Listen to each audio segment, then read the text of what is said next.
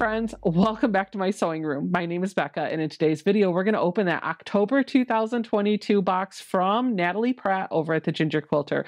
But before we tear open this box and see all the contents inside, I do want to show you that this is a new box. Normally, we have a brown box with the sticker on it, and this month we have a pink box that's shaped a little bit differently with that sticker on top. So that was a little bit of a nice change to see in my mailbox when I grabbed my box this month.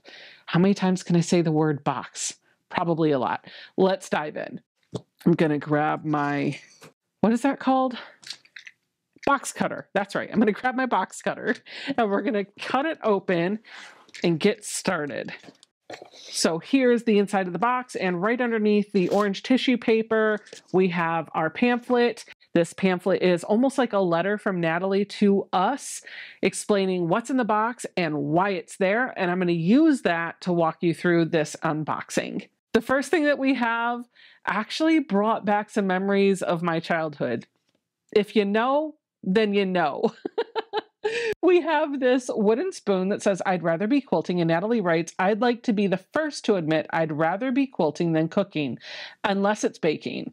But when you have to cook, you can use your new wooden spoon so everyone will know that it's not your first choice activity."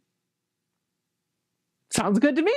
We have got a little box that feels a little posh, and when I saw this, it kind of made me feel like this box is just a little bit better than all of the rest. This is a set of raspberry jam petites by Jocelyn and Company.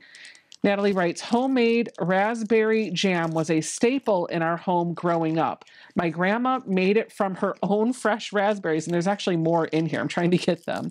"While the most glorious way to eat raspberry jam is on a piping hot dinner roll, these cookies are a close second." So there are 4 raspberry jam petite shortbread cookies in here. I love these cookies, and I really love that they are packaged each individually. So we've got a serving size here and a serving size here, which might keep me from eating all 4 of them at one time. But then again, maybe not. They are mini butter cookies with rich jam, according to the box. I thought it was going to be some little tiny individual servings of actual raspberry jam. I was quite surprised to see that they were cookies. Our project this month is some leaf pot holders by Patchwork and Pottery. Natalie writes, "This is the very first kitchen project ever featured in the Ginger Quilter box. It feels so fitting for fall when I really enjoy baking all the apples and pumpkin goodies.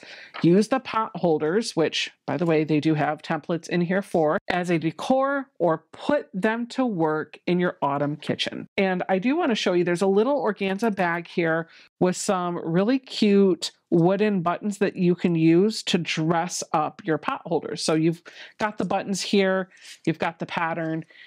It didn't say anything about the buttons in the pamphlet from Natalie, but I did want to show you that we got them. And if you are curious, if I pull them out, there are 6, I believe, altogether. All 6 of them say "handmade with love," but they are in 3 different sizes, 2 of each. And that's probably because the pattern is going to make 3 pot holders. You can put 2 buttons on that one, 2 on that one, and 2 on that one, or maybe there's enough fabric to make 2 sets of these pot holders, 2 of the large, 2 of the medium, 2 of the small. Let's see what she says about the fabric. The fabric is Season and Spice by Art Gallery Fabrics. Natalie writes that all the fabrics and colors in this line are just stunning, but can we talk about the little jars of jam? They are absolutely the best part of this collection. They're also the inspiration for this entire box, she says. I'm going to cut this thread very carefully and show you the other pieces that she has curated for us. We've got, oh my goodness. I am not a big fall color person.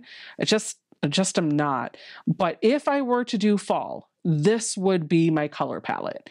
I think she hit me spot on anyway with all of these fabric choices. It does not say in here how much fabric you actually need to make all 3 of these leaves, but I'm going to guess that there's probably enough to make 2 sets of the coasters. I don't know. I'll have to try this and let you know what I found.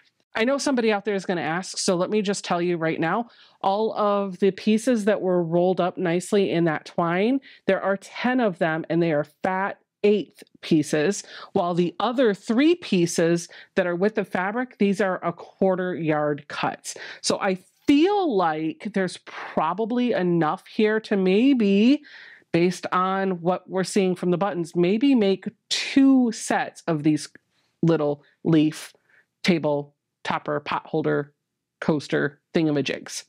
Yeah. By the way, the pamphlet did say that the smallest pot holder on here is the perfect size for a coaster. So you do you. Because we are making pot holders, Natalie wanted to make sure that we had the stuff to put in the pot holder.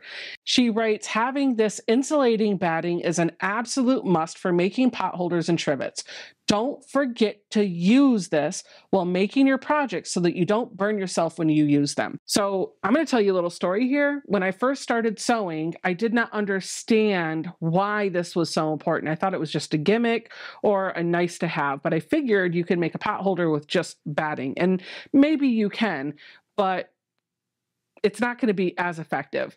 I made my sister's ex-husband some custom University of Michigan pot holders, and the only thing I put in them was normal batting, and I thought because it was thick and I double and tripled up on the batting it would be okay.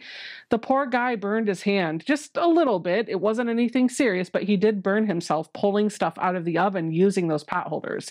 When you double up with a layer of batting and a layer of the Insulbrite, you add more protection. And the reason why the Insulbrite is so useful for this is because it's got some metal flakes in here that help reflect that heat, or maybe even cold if you're going to put it in like a lunchbox, back and away so that you're protecting yourself or the item and keeping it either hot or cold. It's insulation, basically. One thing to note about this, if you are going to put the Insulbrite in your pot holders, if they need to be washed, do not put them in the dryer. You could start a fire. And of course, don't put them in the microwave either. So that's everything for the Ginger Quilter box for October 2022. Let me know in the comments down below what you thought of this month's project. I think it's super cute. And this is going to be a challenge to do some of that curved piecing because I normally don't do that, but I want to try it. Thank you, friends, for diving into the box with me. Don't forget to subscribe to the channel and come on back next month when we see what Natalie is going to put in the November box to help us celebrate Christmas. I'll see you guys all then. Bye!